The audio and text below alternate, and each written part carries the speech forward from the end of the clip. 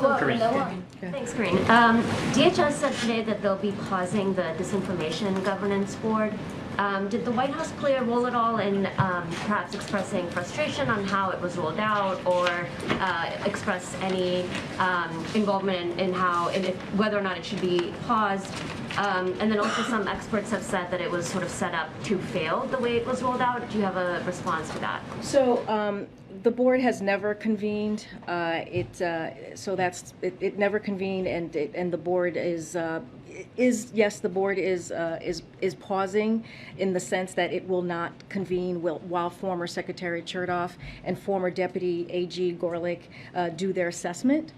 But the departments work across several administrations to address disinformation that threatens the security of our country is critical, and that will indeed continue. And again, neither Nina Jankovic nor the board have anything to do with the censorship or with removing content from anywhere. Their role is to ensure that national security officials are updated on how misinformation is affecting the threat environment. She has strong credentials and a history of calling out misinformation from both the left and the right, and that's our focus. Did the White House play a role at all in whether it should be paused or what should happen with the board? No. First of all, like I said, this is what's happening. There is a pause. We did not have an involvement in this at all. Just another quick question. Congressman Schrader, who received a rare endorsement from the president in a Democratic primary, is on track to lose. What does that say about the power of the president's endorsement? I mean, look, as it comes to, I have to be careful about what I can say here. But the race in Oregon was focused on just how much each candidate supported the president. That's what we saw in this particular race. His counterpart in the race, McLeod Skinner, ran on an agenda of President Biden's priorities, including lowering the price of prescription drugs and tackling climate change and the fossil fuel pledge. Her support for President Biden extends back to 2020 election when she said he's the guy. He knows how to choose a great team. On the campaign trail, McLeod Skinner has sought to tie herself to President Biden and paused and praised his presidency. Even on day one, President Biden endorsed Representative Schrader. McLeod Skinner wrote, "I respect Biden's work to tackle COVID-19 and rebuild our economy." In February, McLeod Skinner praised President Biden's effort at diplomacy around the situation in Ukraine. McLeod praised President Biden's plan to lower health and care costs, elder care costs, child care costs, and prescription drug costs as a transformative investment in the future of Oregon's families. So that's how we see it. We think both sides were very much supportive of the president. Okay. Thank you.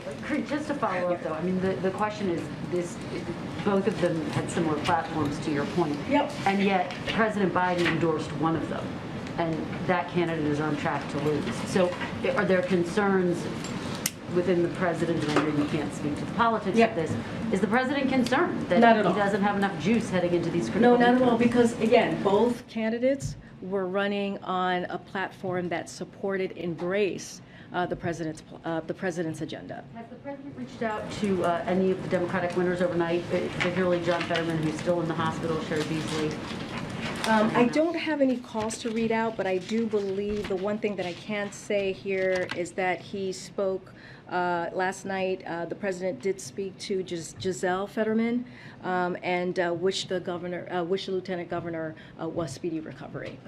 And the president said of Fetterman's win and of the Republicans who are still locked in a pretty tight battle in Pennsylvania, whoever emerges will be too dangerous, too craven, and too extreme to represent Pennsylvania and the United States. Do the Democrats run the risk of underestimating the Republican Senate nominee in Pennsylvania and gubernatorial nominee? The president remains really focused on delivering for the American people. And what you see from congressional Republicans and what you see from the GOP is the plan for American people is to raise taxes in the middle class, to sunset Social Security and Medicare, and to take away a woman's right to reproductive health care. He's going to speak against that. He is going to continue to speak for the American public. And so he's not going to stay quiet. And this is something that is incredibly important to make sure that the American people and what he's doing for the American people is made sure that it happens, right? What the other side is trying to do is trying to stop us from trying to lower cost for folks, as I just laid out. And just very quickly, Senator Raphael Warnock saying that he's coming to the White House to meet with the president today. Can you talk a little bit about that, about student loans, and is the president open to increasing the forgiveness rate? It seems like he's in the $10,000 range.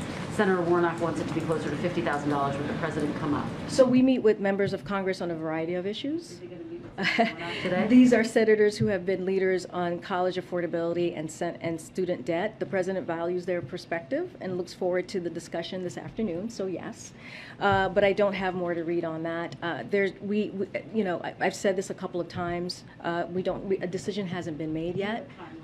I don't have a timeline. A decision hasn't been made.